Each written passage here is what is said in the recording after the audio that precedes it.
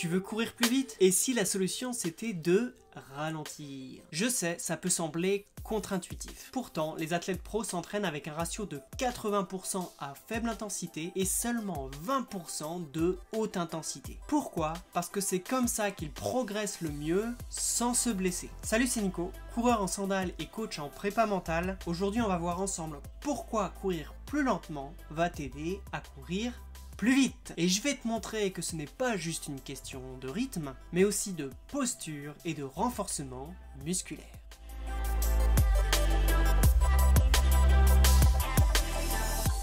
Dans l'épisode 6 de cette série, je t'ai parlé de la transition chaussures-sandales. Et j'expliquais pourquoi il fallait ralentir au début pour éviter les blessures. En fait, ce conseil ne concerne pas que les coureurs minimalistes. Il s'applique à tout le monde, peu importe l'équipement, peu importe le niveau. Pour pouvoir traiter ce sujet à fond, je vais devoir la séparer en deux parties. Dans cette première partie, on va voir ce que c'est vraiment de courir lentement et pourquoi il améliore ta posture et ton renforcement musculaire. Et dans une prochaine vidéo, on se plongera directement à l'intérieur de nos muscles pour voir directement comment ils fonctionnent et pourquoi courir lentement les aide à se développer pour après pouvoir courir plus vite. Tu verras, c'est vraiment passionnant, donc pense à t'abonner pour être tenu au courant de sa sortie.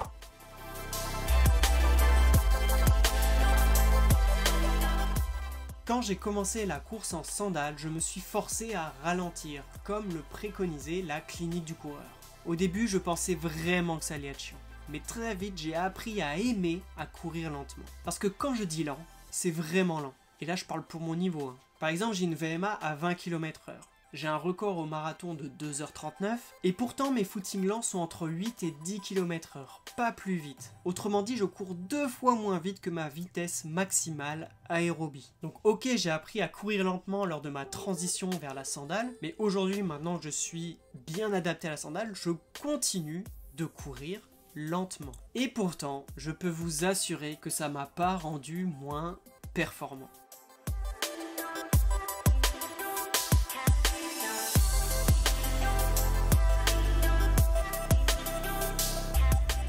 Là, je me permets une petite boutade auprès de mes camarades sur Strava. Quand je vois marqué footing tranquille à 5 minutes au kilomètre, alors que leur record au 10 km est de 40 minutes, je rigole lentement parce que c'est pas ce que j'appelle un footing lent. Désolé si tu t'es reconnu ici, mais vraiment, tu trouveras vraiment un intérêt à courir plus lentement. Et je tiens à repréciser, courir lentement par rapport à soi, par rapport à son niveau. Bien sûr, les Kipchoge et compagnie, ils ont des footings lents qui sont peut-être plus rapides que vos vitesses à fond pour vous. Mais on joue pas dans la même catégorie et ça, il faut bien se le rentrer dans le crâne. D'ailleurs, pour essayer d'appuyer mes propos, j'ai essayé de trouver les allures de footing lent de ces sportifs de haut niveau. Et ben, j'ai pas réussi à trouver de sources vraiment fiables. Donc si vous avez des liens à m'envoyer, vraiment, je suis preneur pour pouvoir les regarder. En fait, sur internet, on voit beaucoup leurs séances spécifiques, leurs séances rapides. Mais pourtant, ces footings lents, c'est 80% de leur entraînement. Et bien sûr, vu qu'ils s'entraînent 2 fois par jour, oui, ils ont beaucoup de séances de vitesse, mais c'est parce qu'ils ont un énorme volume à côté de ça. Et le fait de se focaliser que sur leurs séances de vitesse, on a peut-être l'impression qu'ils n'ont que ça, alors qu'en fait, ils passent la majorité de leur temps à faire des footings beaucoup plus lents.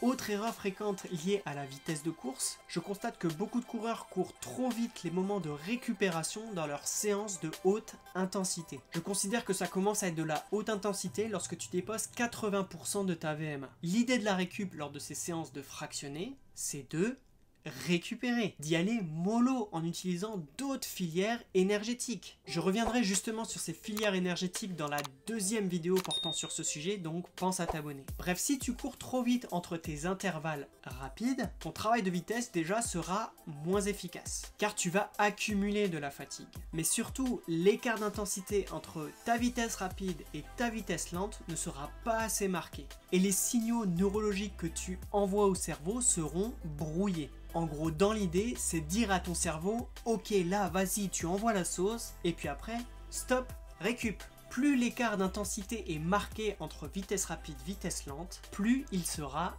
efficace. Je te redonne un autre exemple perso. Là en ce moment je fais beaucoup de travail d'intensité à 90% de ma VMA à peu près, ce qui correspond à 18 km/h, soit 3 minutes 20 au kilomètre. Alors quand je fais ma récup à une allure de 6 minutes 30 au kilomètre, tu vois le grand écart qu'il y a entre les deux? Tu vois comment le signal envoyé au cerveau est beaucoup plus fort? Bon, pour résumer cette partie, globalement on court trop lentement nos zones de vitesse et trop vite nos zones lentes. Courir plus souvent lentement permet d'augmenter son volume d'entraînement. Et ça sans créer de fatigue excessive. Surtout, avoir un gros volume d'entraînement à faible intensité permet de beaucoup mieux vivre les séances de haute intensité.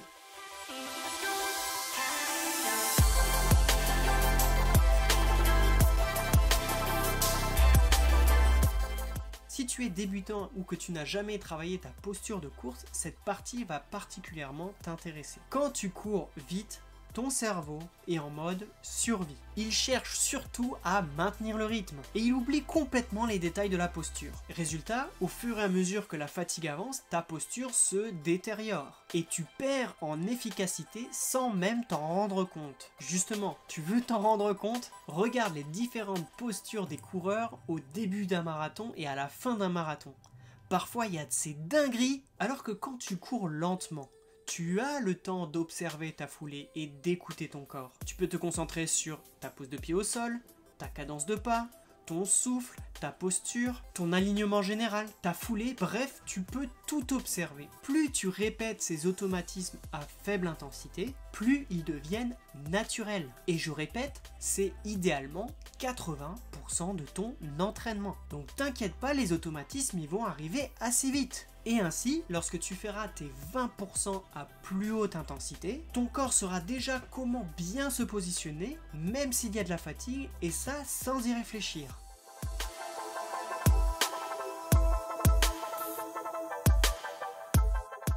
Alors une remarque qu'on me fait régulièrement, et ça je pense que c'est un petit mythe à casser, courir trop lentement ça me fait mal car on a l'impression d'être avachi. Si tu ne sais pas courir lentement, c'est que tu as déjà de quoi améliorer ta posture de course, notamment sur le côté ressort de ta foulée. Tu dois très certainement avoir une cadence trop basse, faire des trop grands pas et ton pied va chercher loin devant. Alors tant que tu as une allure assez rapide, la vitesse te fait vite basculer vers l'avant lors de l'impact au sol et tu ne te rends pas compte de cette mauvaise position. Mais en courant plus lentement, oui, parce qu'en allant chercher loin, tu vas le sentir, ce côté avachi lorsque ton poids de corps va arriver au sol.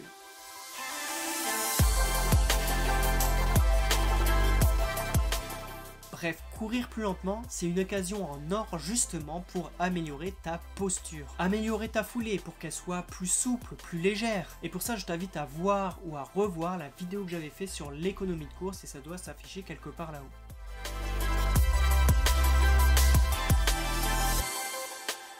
Beaucoup pensent que si on ne court pas vite, on ne renforce pas assez ses muscles. Mais c'est un raccourci beaucoup trop simpliste. Mais je ne m'adresse pas aux sprinteurs là, mais bien à des coureurs de fond, de demi-fond. En course d'endurance, ce n'est pas la puissance brute qui fait la différence, c'est l'endurance musculaire, notre capacité à tenir longtemps un effort. Pour améliorer cette endurance, il n'y a pas 36 solutions. Augmenter son volume d'entraînement. Et pour augmenter de façon conséquente ton volume sans te blesser, tu auras besoin de courir lentement pour préparer le corps à encaisser les futures charges d'entraînement. Plus ton volume est important, plus tu sollicites tes muscles et tes tendons et petit à petit, ils se renforcent.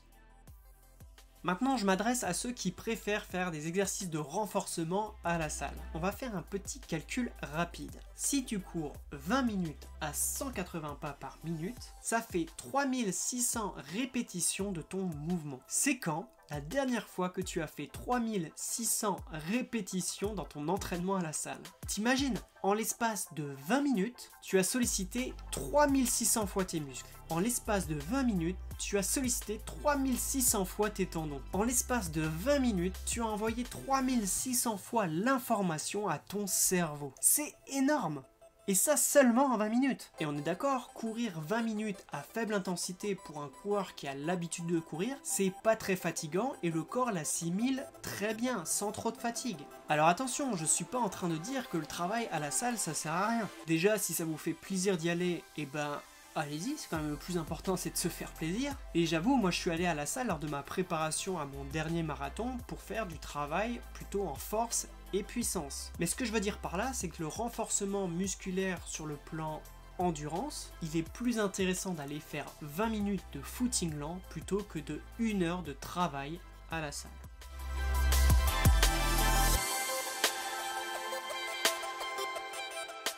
Courir lentement, ce n'est pas perdre son temps. C'est investir sur ta posture, ta technique et ton renforcement musculaire. Tu crées des automatismes en améliorant tes connexions nerveuses sans surcharger ton corps. Et crois-moi, c'est un des leviers qui te permettra d'être un coureur plus rapide et plus endurant sur le long terme. Je t'ai dit en début de vidéo que j'allais faire une seconde partie pour compléter mon propos.